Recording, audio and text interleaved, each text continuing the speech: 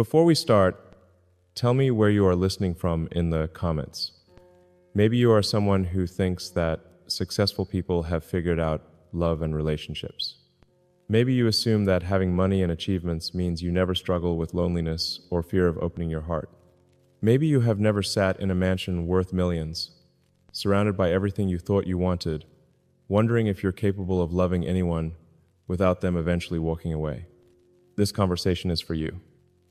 I want to tell you about the moment I realized I was afraid to love anyone new, and why that fear almost cost me the most important relationship of my life. A moment when I had to choose between the safety of emotional distance and the terrifying possibility that this time might be different. This is not about business failures or public criticism or any of the professional challenges that people associate with running companies like Tesla and SpaceX. This is about something much more personal and devastating, watching every person you've ever loved choose to leave you, one by one, until you start to believe that opening your heart is just another way of setting yourself up for abandonment.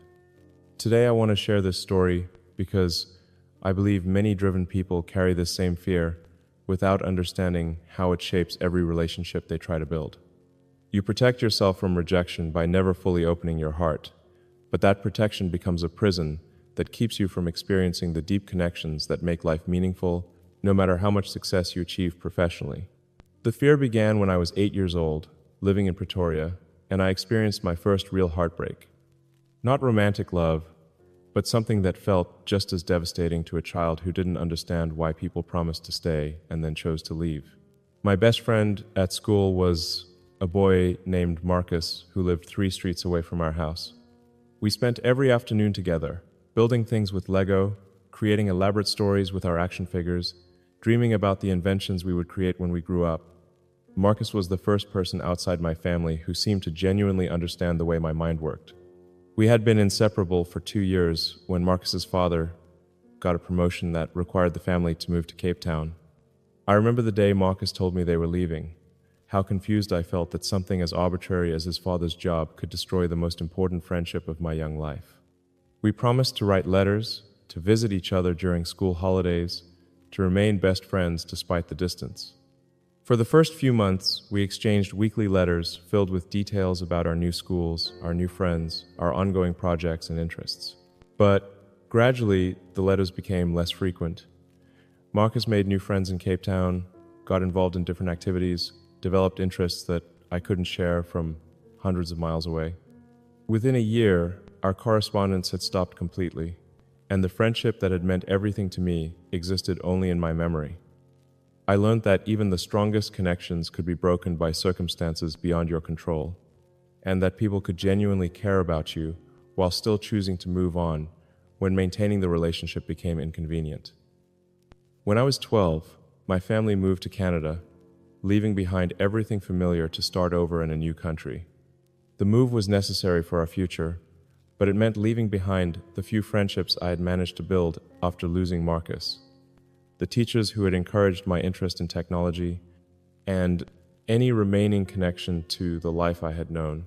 But the most painful part of the move was discovering that the girl I had my first crush on, Sarah, had been planning to tell me she liked me too. I only learned this years later from a mutual friend, but at the time, all I knew was that I was leaving behind someone who had made me feel special and understood in ways I had never experienced before. Starting over in Canada was exciting but also deeply lonely. I was the strange kid with an accent, interested in computers and science fiction, while other kids cared about sports and social activities. I learned to be comfortable with solitude because trying to fit in required changing fundamental parts of who I was. The few friendships I did manage to build in Canada were constantly threatened by the reality that families moved, interests changed, and people drifted apart even when there was no conflict or betrayal involved. I began to see all relationships as temporary, subject to change whenever circumstances shifted or people decided their priorities lay elsewhere. When I was 16, I experienced my first real romantic relationship with a girl named Jennifer, who was in my physics class at Pretoria Boys High School, where I had returned from my final years of education. Jennifer was smart, funny, interested in science and technology, and for 6 months, I believed I had found someone who would be part of my life indefinitely. We spent hours talking about our dreams for the future, our plans for university, our shared vision of using technology to solve important problems. I had never felt so understood by another person, so confident that someone truly knew who I was and loved me anyway. But during our final year of school, Jennifer began pulling away emotionally. She became less available for our usual conversations, less interested in our shared projects, more focused on friendships and activities that didn't include me. When I asked what was wrong, she said nothing had changed, but I could feel the distance growing between us. 2 weeks before graduation, Jennifer broke up with me via a letter she left in my locker. She explained that she had fallen in love with someone else, a boy from her drama class who was more social, more popular, more interested in the kinds of activities she was beginning to prefer over our intellectual discussions.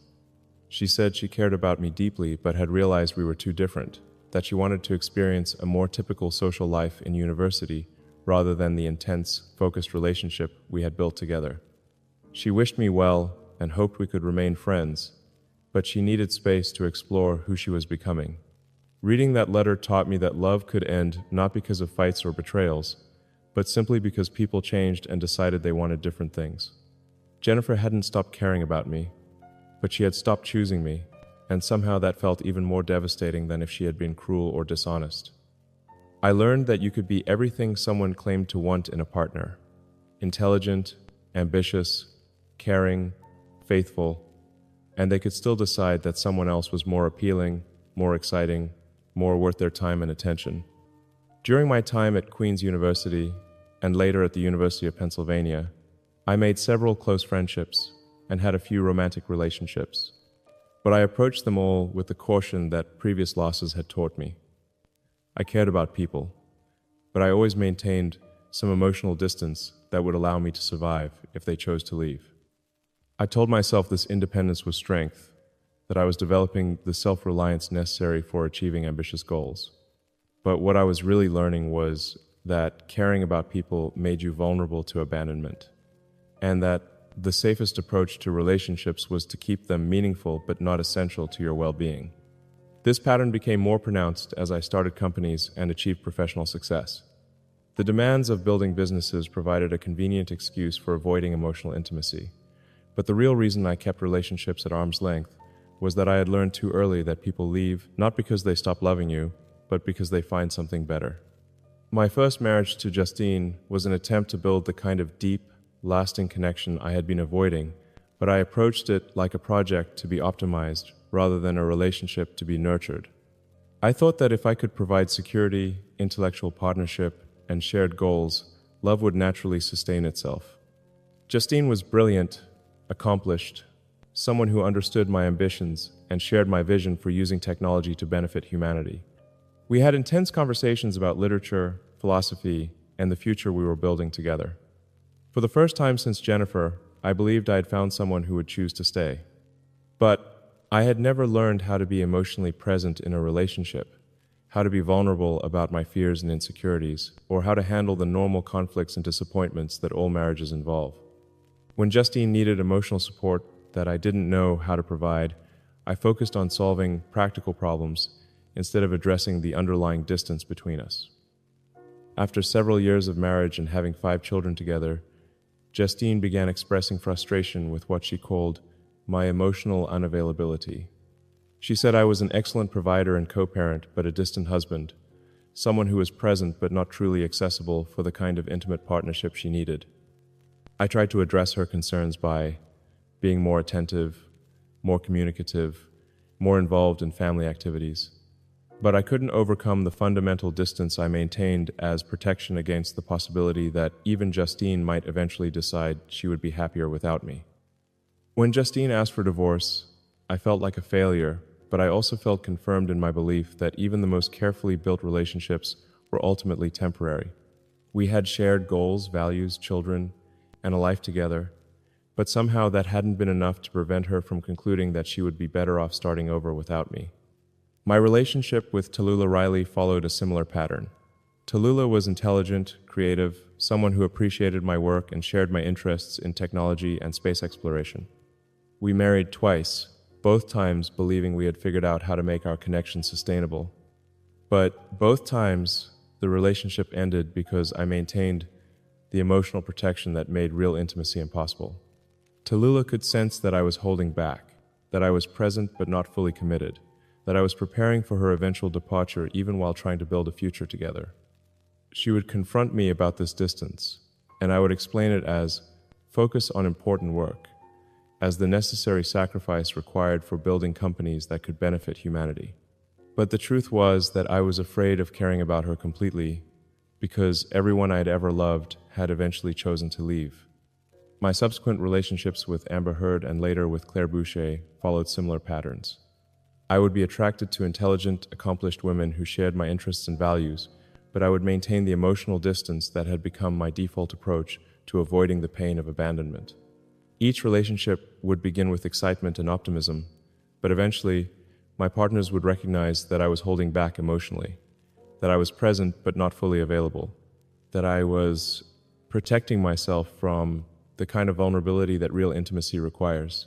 With Amber, the relationship became complicated by her own struggles with emotional consistency and our mutual tendency to create drama as a substitute for genuine intimacy. We would break up and get back together repeatedly, both of us drawn to the intensity, but unable to create the stability that lasting love requires. With Claire, I felt like I had found someone who understood my work and appreciated my vision for the future in ways that previous partners had not. She was an artist who respected my technological ambitions while pursuing her own creative goals. We had a child together, X, and for a while, I believed we had built something that would last. But even with Claire, I maintained the emotional walls that prevented complete intimacy. I was generous, supportive, intellectually engaged, but I always held something back. There was always a part of my heart that remained closed, protected, ready to survive the loss that I assumed was inevitable. Claire would confront me about this distance, and I would provide the same explanations I had used in previous relationships: work demands, focus on important projects, the need for some independence, even in close partnerships. But she could sense that my emotional unavailability was about fear, not about priorities. Eventually, Claire grew tired of competing with my defenses. She said she loved me, but couldn't continue in a relationship where she felt like she was always trying to reach someone who was determined to remain partially out of reach. She needed a partner who could be fully present, fully committed, fully available for the kind of deep connection that makes life meaningful.